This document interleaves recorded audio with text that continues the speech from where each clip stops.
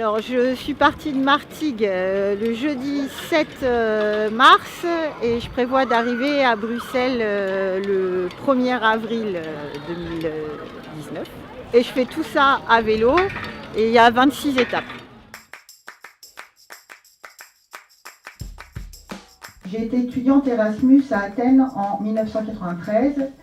En ce temps-là, c'était la guerre en Yougoslavie. Puis, en 1996, je suis partie vivre en Belgique et j'y suis restée jusqu'en 2009.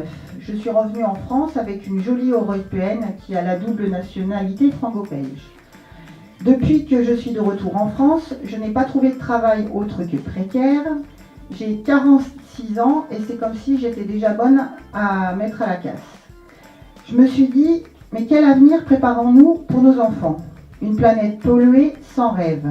Quand en 2016 on a commencé à parler de déchéance de nationalité, puis de Brexit, la montée des nationalismes dans toute l'Europe, les réfugiés qui se noient par milliers dans la Méditerranée, les capitalistes qui utilisent tous les moyens légaux pour déstructurer le travail en Europe, alors j'ai commencé à voir rouge.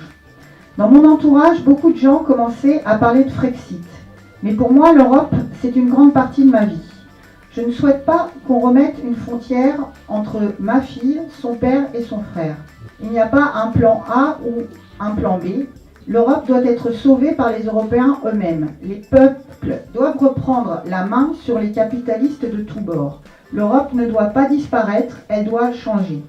Il y a des améliorations à apporter dans tous les domaines écologiques, agriculture, transport, travail. Avec les élections européennes qui approchent, j'ai décidé d'entreprendre ce périple. L'objectif, c'est aussi de créer une sympathique chaîne de solidarité. Concrètement, je partirai chaque matin d'une ville pour arriver dans une autre le soir. À chaque étape le soir, j'aimerais qu'il y ait une réunion publique et le lendemain, on repart pour la ville suivante. Ce que j'aimerais, c'est que des gens de chaque ville fassent une étape à vélo. Je collecterai vos lettres d'amour pour l'Europe, vos doléances, vos initiatives pour l'avenir et je le porterai jusqu'à Bruxelles. Personnellement, je roule pour Yann Brossat et Marie-Hélène Bourlard, qui sera peut-être la première ouvrière élue eurodéputée.